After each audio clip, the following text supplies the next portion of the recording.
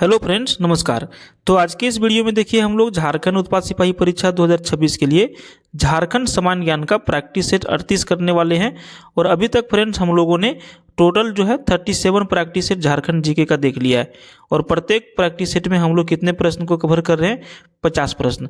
जो लोग regular video देख रहे हैं उन्हें सभी चीज़ें पता है, और जो लोग नए जुड़ रहे हैं चैनल पर वो लोगों को बता दें कि डेली हमारा वीडियो ये जो है शाम के 7 बजे आता है। ठीक है, शाम के 7 बजे आता है।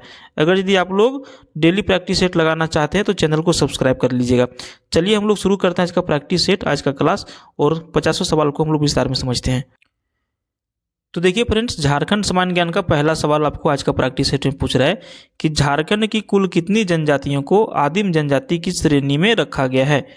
तो देखिए झारखंड में जो है टोटल जनजातियों की संख्या कितनी है? 32। ठीक है, कितनी है? 32। और 32 में से जो है 24 जो है प्रमुख जनजातियां हैं। कितनी है? 24 जो है ये प्रमुख जनजातियां हो जाती हैं। ठीक है, और बच गए कितने? 8। तो ये जो 8 हैं ये आपका आदिम जनजाति के अंतर्गत आ जाते हैं। किस में आ जाते हैं? आदिम जनजाति के अंतर्गत में, आदिम जनजाति। तो 32 में से देखिए 8 जो है आदिम जनजाति में आ गए हैं और 24 जो है आपका प्रमुख जनजाति में आ गए। सवाल पूछ रहा था कि जनजातियों को कितने जो है जनजातियों को आदिम जनजाति में रखा गया, तो इसका आंसर हम लोग क्या करेंगे? ऑप्शन बी करेंगे, 8। ठीक है, क्या करेंगे? ऑप्शन बी, 8 जनजातियों को आदिम जनजाति के अंतर्गत में रखा गया है। अगला सवाल 42 नंबर, किस आदिवासी नेता को आदि विद्रोही की संज्ञा दी जाती है? अब कौन से आदिवासी नेता हैं जिन्हें आदि विद्रोही के नाम से जाना जाता है? तो देखिए इसका हम लोग आंसर करेंगे तिलका मांझी को। अंग्रेजी हुकूमत के खिलाफ विद्रोह करने वाले ये पहले आदिवासी थे, इसलिए इन्हें जो है आदि विद्रोही भी कहा जाता है। और ये जो है 1782 से लेकर के 84 ईस्वी तक चले तिलका विद्रोह का नेतृत्व किया था। और अंग्रेज अधिकारी ऑगस्ट क्लीवलैंड को जो है अपने तीर से मार डाला था। ये बहुत ही खतरनाक आदमी थे। कौन? तिलका मांझी। बाद में इनको जो है भागलपुर में फांसी दे दिया गया था, वो अलग मैटर है, लेकिन इन्होंने जो है अंग्रेजों को बहुत परेशान किया था। ये जो है पत्ते के ऊपर लिख करके अपना मैसेज लोगों तक पहुंचाते थे। ये भी प्रश्न से पूछा जा सकता है। अगला सवाल देखिए, किस राष्ट्रीय नेता का ताना भगत आंदोलन पर सर्वाधिक प्रभाव था? अब ये जो राष्ट्रीय नेता है और ताना भगत आंदोलन पर इनका जो है सर्वाधिक प्रभाव था, आंसर हम लोग करेंगे महात्मा गांधी। झारखंड में जतरा भगत के नेतृत्व में 1914 में, उसी टाइम आपका प्रथम विश्व युद्ध चालू हुआ था, 1914 में जो है शुरू हुए ताना भगत आंदोलन पर महात्मा गांधी के विचारों का व्यापक प्रभाव पड़ा था। और इनका प्रभाव जो है इस आंदोलन के अहिंसक स्वरूप में देखा जा सकता है। ठीक है, किसमें? अहिंसक, हिंसक नहीं, अहिंसक मतलब मारकाट नहीं करने वाला। ताना भगत आंदोलन में जो है महात्मा गांधी का सर्वाधिक क्या था? पकड़ था। अगला सवाल है देखिए, रानी सर्वेश्वरी देवी का संबंध झारखंड के किस क्षेत्र से रहा है? 44 नंबर का हम लोग आंसर करेंगे ऑप्शन सी, संथाल परगना से। देखिए 1781-82 का समय था। उस टाइम में जो है रानी सर्वेश्वरी देवी ने पहाड़िया सरदार के सहयोग से अंग्रेजों द्वारा दामिनी कोह बनाए जाने का विरोध किया था। और 6 जनवरी 1807 ईस्वी को भागलपुर जेल में इसकी मृत्यु हो गई। रानी सर्वेश्वरी देवी जो है अपने आप में अच्छा पकड़ रखती थी और संथाल परगना से इनका संबंध था।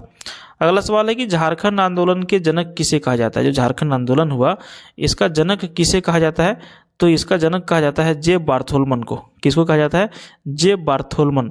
इनको झारखंड आंदोलन का जनक कहा जाता है। समझे? जनक मतलब उसका खोज करने वाला, उसको आगे बढ़ाने वाला। अगला सवाल देखिए, झारखंड की जनजातियों में जनसंख्या के अनुसार सही अवरोही क्रम निम्नलिखित में से कौन सा है? अब यहाँ पर देखिए जनजाति हम लोगों ने पढ़ा 32 जनजाति। अब इसमें से 1 नंबर पे कौन है, 2 नंबर पे कौन है, 3 नंबर पे कौन है, 4 नंबर पे कौन है? 4 नंबर तक आपसे पूछा जा रहा है।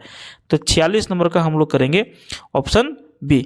1 नंबर में आपका संथाल है, 2 नंबर में उरांव है, 3 नंबर में मुंडा है और 4 नंबर में आपका हो है। ठीक है, तो ये क्या हो गया? संथाल, उरांव, मुंडा, हो, इनका अवरोही क्रम बिल्कुल सही है। समझ गए? झारखंड में जनजातियों की जनसंख्या के अनुसार से कि किसकी जनसंख्या सबसे अधिक है, तो संथाल सबसे अधिक है यहाँ पर। उसके बाद देखिए 47 जो है, किस जनजाति का संकेंद्रण दामिनी कोह क्षेत्र में है? किस जनजाति का संकेंद्रण दामिन ये कोस क्षेत्र में है? तो 47 का हम लोग अभी करेंगे ऑप्शन ये संथाल। अभी रानी सर्वेश्वरी देवी के बारे में पूछा गया था कि कौन सा क्षेत्र से इसका जुड़ा हुआ है, तो उसी में हमने आपको बताया था कि दामिन को ये कोस से भी इसका संबंध है जो संथाल क्षेत्र से है। समझे? अगला सवाल देखिए, मुंडा जनजाति में विवाह को क्या कहा जाता है? जो मुंडा जनजाति के लोग हैं उसमें जो विवाह होता है उसको क्या कहा जाता है? तो उसको कहा जाता है अरंडी। Option C. क्या कहा जाएगा उसको? मुंडा जनजाति में विवाह को अरंडी कहा जाएगा। क्लियर? अगला सवाल देखिए 49। 2011 की जनसंख्या के 2011 की जनगणना होगा, यहाँ पे जनसंख्या लिख दिया है ना? तो 2011 की जनगणना के अनुसार से झारखंड की किस जिले में सर्वाधिक जनसंख्या वृद्धि दर्ज की गई है? अब झारखंड का ऐसा कौन सा जिला है 2400 में से कि 2011 की जनगणना के अनुसार से सबसे अधिक जनसंख्या वृद्धि हुआ है? सही उत्तर होगा कोडरमा जिला में। 2011 की जनगणना के अनुसार से झारखंड की कोडरमा जिला जो है इसमें आपका 43.42% जिले में सर्वाधिक जनसंख्या वृद्धि दर्ज किया गया है। ठीक है, 2011 की जनगणना के अनुसार से। 50 नंबर सवाल है कि झारखंड के प्रथम गैर आदिवासी मुख्यमंत्री रघुवर दास प्रथम कैबिनेट में किसके प्रभार में थे? 50 नंबर का हम लोग आंसर करेंगे ऑप्शन बी, श्रम नियोजन। ठीक है, क्या करेंगे? झारखंड के प्रथम गैर आदिवासी मुख्यमंत्री जो बने रघुवर दास प्रथम कैबिनेट में श्रम नियोजन प्रभार में थे। अगला सवाल देखिए यहाँ पे, बराड़ चित्ती किस भाषा की लिपि है? बराड़ चित्ती जो है वो किस भाषा की लिपि है? तो इसका सही उत्तर क्या हो जाएगा? ऑप्शन ये हो जाएगा होका। किसका हो जाएगा? होका हो जाएगा। ठीक है, और अगर यदि हम बात करें कि इस लिपि का आविष्कार किसने किया था, तो लाको बादरा इसका नाम था जिन्होंने इसका आविष्कार किया था। लाको बादरा ने बराड़ चित्ती लिपि का आविष्कार किया था जो हो जनजाति से संबंधित है, हो जनजाति से संबंधित है। ठीक है, नेक्स्ट क्वेश्चन है फ्रेंड्स 52। सवाल क्या पूछ रहा है कि विश्रामपुर का किला झारखंड के किस जिले में स्थित है? 52 का हम लोग आंसर करेंगे ऑप्शन ए, पलामू में। ठीक है, विश्रामपुर का किला झारखंड के पलामू जिला में स्थित है और इसका निर्माण अगर यदि पूछे कि किसने करवाया था तो इसका नाम था राजा ताड़वन या फिर ताड़वन। ठीक है, ताड़वन, राजा ताड़वन के द्वारा जो है इसका निर्माण किया गया था। कौन सा किला है? तो विश्रामपुर का किला। कहाँ पर स्थित है? तो पलामू जिला में स्थित है। समझे? अगला सवाल देखिए 53। निम्नलिखित में से किस लोक नृत्य में गुरु की उपस्थिति अनिवार्य होती है? अब यहाँ पे देखिए छऊ नृत्य है, जदुर है, कर्मा है और लहुसा है। अब इसमें से एक ऐसा नृत्य है जिसमें गुरु का होना जरूरी है, तो इसका आंसर हम लोग करेंगे छऊ नृत्य। ठीक है, छऊ जो है लोक नृत्य में गुरु की उपस्थिति अनिवार्य है। वर्ष 2010 में छऊ नृत्य को जो है यूनेस्को द्वारा विरासत नृत्य में शामिल किया गया। ठीक है, किसके द्वारा? यूनेस्को के द्वारा जो है इसको विरासत में शामिल किया गया है। कौन सा साल में? 2010 ईस्वी में। और ये जो छऊ नृत्य है इसको करने के लिए गुरु की आवश्यकता पड़ती है। 54 नंबर सवाल में देखिए, निम्नलिखित में से कौन सा वाद्य यंत्र झारखंड का प्राचीनतम तथा प्रमुख वाद्य यंत्र है? 54 का हम लोग आंसर करेंगे मांदर। मांदर वाद्य यंत्र जो है झारखंड का प्राचीनतम तथा प्रमुख वाद्य यंत्र में से एक है और इसे तुमदक भी कहा जाता है। क्या कहा जाता है? तुमदक। इसको क्या कहा जाता है? तुमदक। कहीं भी जाइएगा, फंक्शन वगैरह होता है, कोई भी नेता उतर आते हैं तो हर जगह क्या है? मांदर आपको देखने के लिए मिल जाते हैं। अगला सवाल देखिए, निम्नलिखित में से कौन सी जनजाति सदान समूह की मानी जाती है? अब यहाँ पे देखिए कौन सा जनजाति है जिसको सदान समूह की मानी जाती है? 55 का हम लोग आंसर करेंगे ऑप्शन ए, कुरमाली को। ठीक है, झारखंड की चीक बड़ाइक जनजाति करमाली या फिर कुरमाली जो कहिए, और किसान जनजाति समय को क्या कहते हैं? सदान मानते हैं। ठीक है, तो यहाँ पे कुरमाली आपका बिल्कुल सही उत्तर हो जाएगा। अगला सवाल देखिए 56 नंबर है कि आदिवासी सकम पत्रिका का प्रकाशन द्वारा निम्नलिखित में से किसके द्वारा किया गया था? तो सिंपल सवाल ये से है कि आप दूसरे तरह से समझ सकते हैं कि आदिवासी सकम एक पत्रिका था जिसका प्रकाशन जो है किसके द्वारा किया जाता था? तो इसका उत्तर हो जाएगा जयपाल सिंह के द्वारा। आदिवासी सकम पत्रिका का प्रकाशन जयपाल सिंह के द्वारा किया जाता था, यानी कि ऑप्शन ये यहाँ पर आपका करेक्ट आंसर हो जाएगा। ठीक है, अगला सवाल 57। प्रश्न में बोल रहा है कि मुंडारी टू कोठारी, ठीक है, यहाँ पे हमको लगता है मिस्टेक लिखा हुआ, मुंडारी टू कोठारी लिखा हुआ है, जबकि सही होना चाहिए मुंडारी टू कोठारी नामक पुस्तक के रचनाकार निम्नलिखित में से कौन है। अब देखिए इसका सही आंसर हम लोग करेंगे 57 का ऑप्शन ये रामदयाल मुंडा। रामदयाल मुंडा के द्वारा जो है इस पुस्तक का गठन किया गया है, मुंडारी टू कोठारी का। अगला सवाल है कोचे कबड़ा, कोचे कबड़ा या फिर कोचे कबाड़ा के रचनाकार कौन है। 58 नंबर का हम लोग सही आंसर करेंगे। कोचे कबाड़ा के रचनाकार जो है वो सोलेमन मुर्मू है। कौन है? सोलेमन मुर्मू। इन्होंने किस पुस्तक की रचना किया है? कोचे कबाड़ा का। 59 नंबर सवाल देखिए, ग्रह का फेर जो पुस्तक है इस पुस्तक के रचनाकार कौन है। क्वेश्चन है ग्रह का फेर, ठीक है, और ग्रह का फेर के जो रचनाकार हैं वो है अनंत सहाय अखौरी। कौन है? अनंत सहाय अखौरी, यानी कि ऑप्शन डी यहाँ पर बिल्कुल आपका सही उत्तर हो जाएगा। उसके बाद देखिए अगला सवाल आपका है 60 नंबर, गायब होता हुआ देश इस पुस्तक के रचनाकार कौन है। 60 नंबर के हम लोग सही आंसर करेंगे, गायब होता हुआ देश के रचनाकार देवेंद्र के द्वारा किया गया है। तो सही आंसर क्या करेंगे? देवेंद्र पढ़िए ना, रनेंद्र हो जाएगा, रनेंद्र। ऑप्शन ये, कौन सा ऑप्शन? ऑप्शन ये। पुस्तक का नाम क्या है? गायब होता हुआ देश। लेखक कौन है? रनेंद्र है। अगला सवाल है नेतरहाट आवासीय विद्यालय की स्थापना कब किया गया था। अभी जब आप लोग 10th का रिजल्ट देखते होंगे, जेक बोर्ड का, हम दूसरा बोर्ड का बात नहीं कर रहे हैं, झारखंड एकेडमिक काउंसिल का, तो ये आप यहाँ पे देखते होंगे कि नेतरहाट आवासीय विद्यालय में से जो टॉप 10 में से कम 5 से 7 लोगों का नाम रहता है। ये वही नेतरहाट आवासीय विद्यालय है। और इसकी जो स्थापना किया गया वो किया गया था 1954 ईस्वी में। कब किया गया था? नेतरहाट आवासीय विद्यालय की स्थापना 1954 ईस्वी में किया गया था। 62 नंबर है कि कोल्हान विश्वविद्यालय कहाँ पर स्थित है। 62 कोल्हान विश्वविद्यालय कहाँ पर स्थित है। तो सही उत्तर आपका हो जाएगा कोल्हान विश्वविद्यालय जो आपका है चाईबासा में स्थित है, ठीक है। हजारीबाग में आपका कौन सा यूनिवर्सिटी स्थित है तो विनोबा भावे, विनोबा भावे विश्वविद्यालय तो हजारीबाग में स्थित है। रांची में रांची यूनिवर्सिटी है। दुमका में कौन सा है आप लोगों को पता होगा तो आप कमेंट करिएगा, दुमका में भी एक यूनिवर्सिटी है, ठीक है। अगला सवाल देखिए, इंडियन स्कूल ऑफ माइंस कहाँ पर स्थित है। इंडियन स्कूल ऑफ माइंस कहाँ पर स्थित है। 63 का ऑप्शन हम लोग डी करेंगे, धनबाद में। डी करेंगे धनबाद में। धनबाद में जो है इंडियन स्कूल ऑफ माइंस स्थित है। और इसमें क्या पढ़ाई होता है जनरली, तो कोयले की जो खान वगैरह होते हैं उसके बारे में, समझ गए। झारखंड में धनबाद जो जिला है इसको कोयला नगरी के नाम से भी जाना जाता है, और झरिया में सबसे अधिक कोयला निकाला जाता है, अच्छा किस्म का। अगला सवाल देखिए, मोहन यहूजा इंडोर स्टेडियम कहाँ पर स्थित है। 64 का आंसर हम लोग करेंगे ऑप्शन बी, जमशेदपुर में। मोहन यहूजा इंडोर स्टेडियम आपका जमशेदपुर में स्थित है।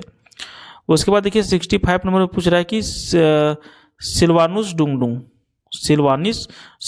डुंगडुंग ने किस वर्ष ओलंपिक में भाग लिया था। 65 का हम लोग आंसर करेंगे 1980 ईस्वी में। सिल्वानुस डुंगडुंग ने वर्ष 1980 में क्या किया था? ओलंपिक में भाग लिया था, ठीक है। उसके बाद देखिए अगला सवाल आपका है 66, शेखर बोस जो है किस खेल से संबंधित है। शेखर बोस किस खेल से संबंधित है। सही उत्तर करेंगे शेखर बोस जो है वॉलीबॉल खेल से संबंधित है, वॉलीबॉल, ठीक है। शेखर बोस का संबंध वॉलीबॉल खेल से है। अगला सवाल आपका देखिए, प्रदीप चंद्र साहू का संबंध जो है कौन सा खेल से है। 67, प्रदीप चंद्र साहू का संबंध जो है वो पर्वतारोहण से है। किससे है? ऑप्शन ये, पर्वतारोहण से संबंधित है। कौन? प्रदीप चंद्र साहू। देखिए फ्रेंड्स, अभी तक जो है हम लोगों ने 37 प्रैक्टिस सेट को तो कंप्लीट कर लिया है। आज का प्रैक्टिस सेट हम लोग का है 38 नंबर। अगर यदि आप डेली प्रैक्टिस सेट हमारा लगाना चाहते हैं तो डेली हमारा शाम में 7 बजे वीडियो आता है। शाम में कितना बजे?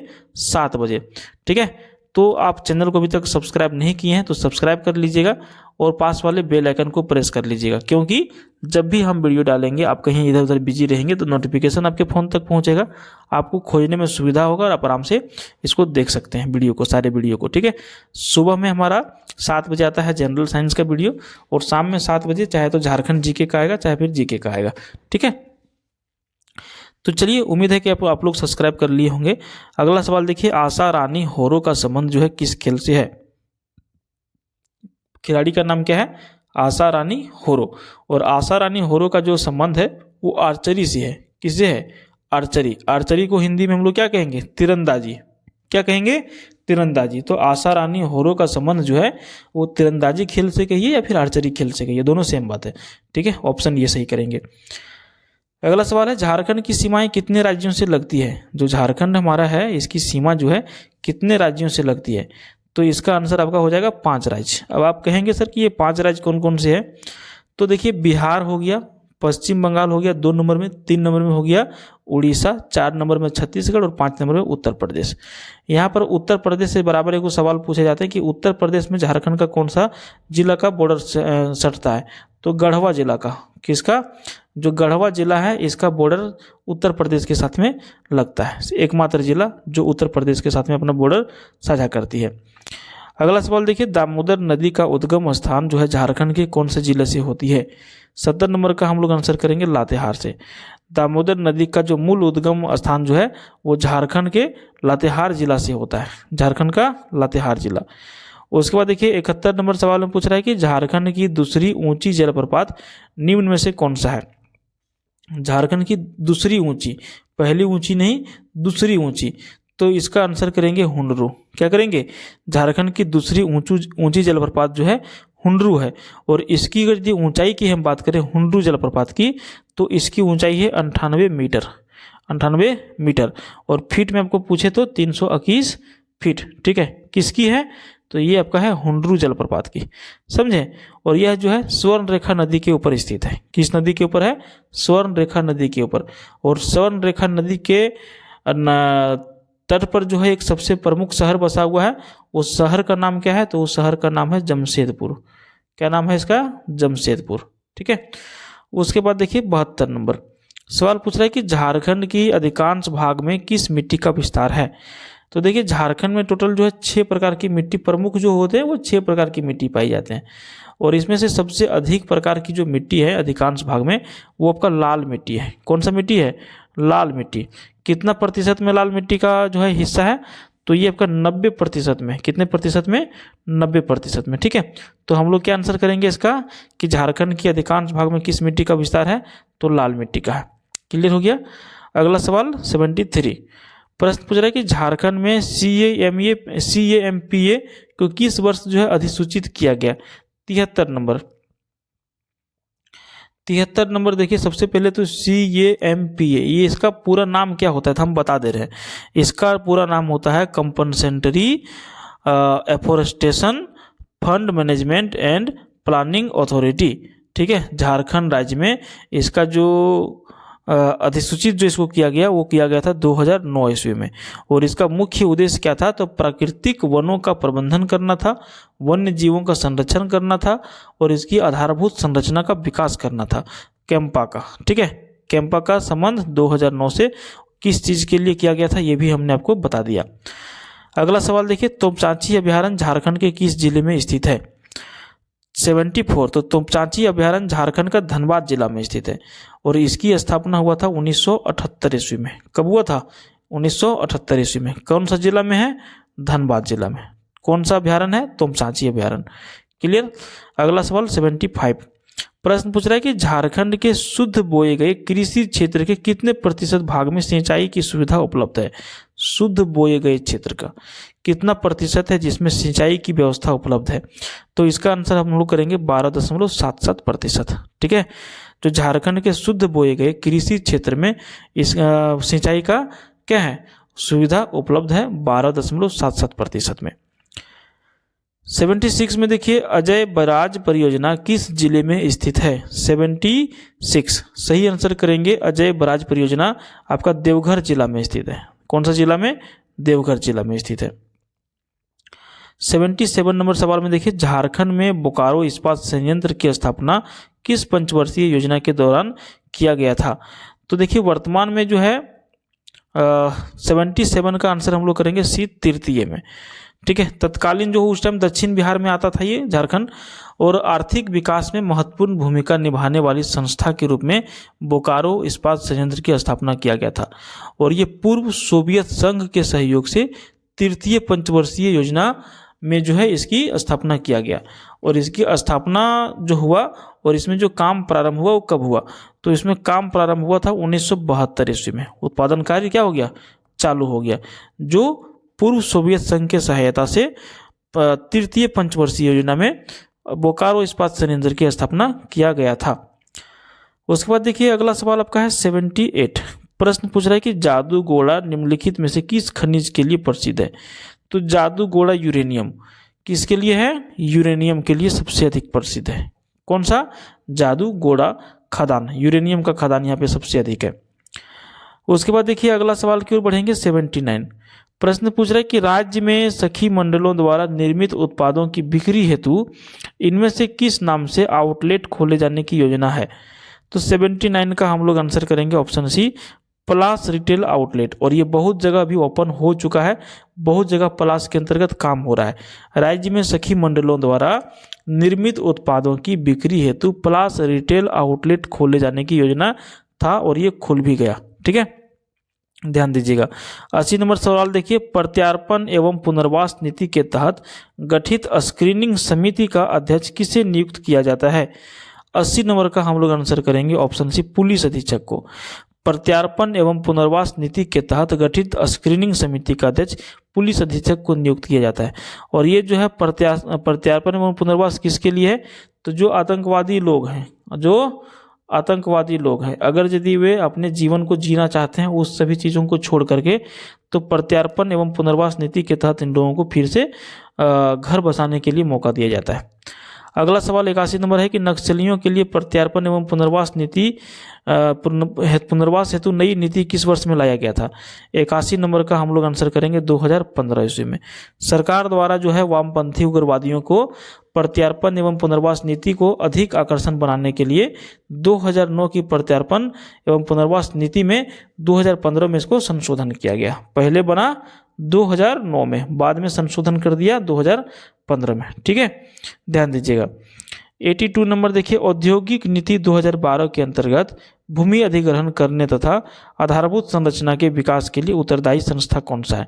जैसे कोई जो है कंपनी है जो उतना औद्योगिक डालना चाहता है, और 2012 में एक पॉलिसी बना है, एक नियम बना है।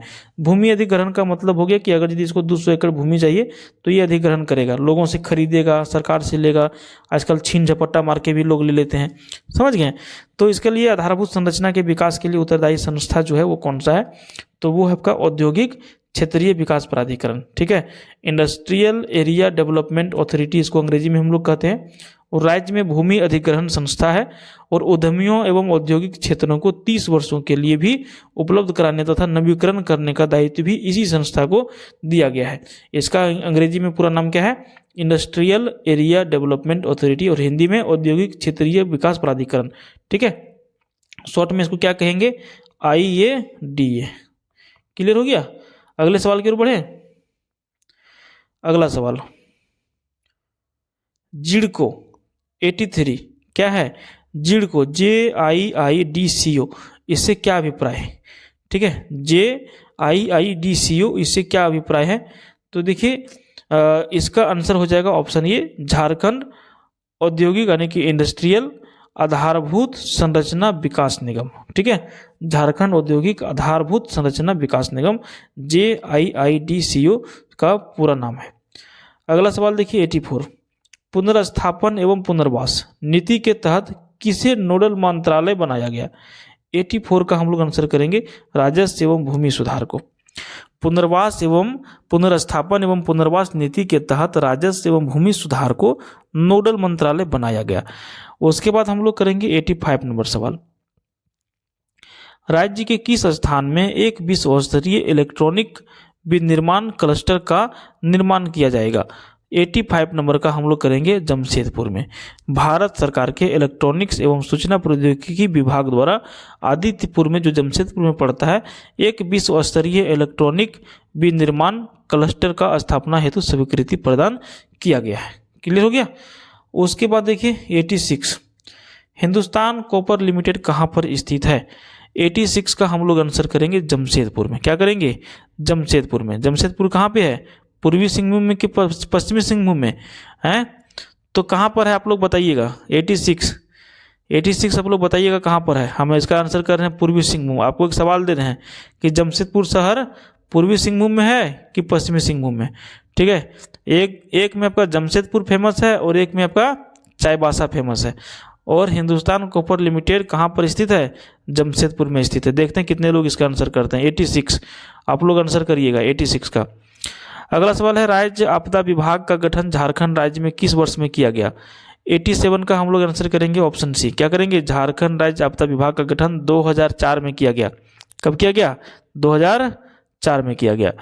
उसके बाद देखिए 88 सवाल पूछ रहा है कि सिंदरी उर्वरक कारखाना कैसी उपकरण है? 88 का हम लोग आंसर करेंगे केंद्र सरकार का। सिंदरी उर्वरक कारखाना जो है केंद्र सरकार का है, नहीं कि भारत सरकार का है। उसके बाद है कि झारखंड, अभी जो हम लोग पढ़ रहे थे JIADA, इसकी स्थापना जो है कौन सा वर्ष में हुआ है? तो 89 होगा ना, 79 देखिए लोग टाइप कर दिए है, मिस्टेक होता है किसी से भी। तो देखिए JIADA, अच्छा इसका पूरा नाम अगर यदि आपको पूछे तो क्या बताइएगा? तो Jharkhand industrial area development authority. और इसकी स्थापना कब हुई? 1974 ईस्वी में। ठीक है, इसकी स्थापना 1974 ईस्वी में। पूरा नाम क्या है? Jharkhand industrial area development authority, याद करिएगा। 1974 में इसकी स्थापना किया गया। उसके बाद देखिए आपका है 90 नंबर का सवाल, और सबसे अंतिम सवाल भी है, मुख्यमंत्री सुकन्या योजना का शुरुआत कब किया गया? सही आंसर क्या करेंगे? ऑप्शन बी, 24 जनवरी 2019 को। झारखंड में 3 जनवरी करिए इसको, क्या करिए? 3 जनवरी करिए। झारखंड में 3 जनवरी 2019 को मुख्यमंत्री सुकन्या योजना की जो है कैबिनेट से मंजूरी मिलने के बाद, और इसका 24 जनवरी 2019 को चाईबासा से जो है मुख्यमंत्री रघुवर दास द्वारा प्रारंभ किया गया। 3 जनवरी को क्या मिला? इसमें परमिशन मिला। और लागू कब किया गया? शुरुआत कब किया गया? तो 24 जनवरी को। ठीक है, दोनों डेट आप लोग याद रखिएगा। तो यहाँ पर फ्रेंड्स हम लोगों ने कितना सवाल देख लिया? 50। प्रैक्टिस सेट आज हम लोग कितना देखें? 38। अगर यदि आप 39 नंबर का प्रैक्टिस सेट करना चाहते हैं कल शाम से, तो शाम में 7 बजे हमारा वीडियो आता है, शाम में 7 बजे। अभी ही आप चैनल को सब्सक्राइब कर लीजिए ताकि आपको सारा नोटिफिकेशन प्राप्त हो जाए। धन्यवाद।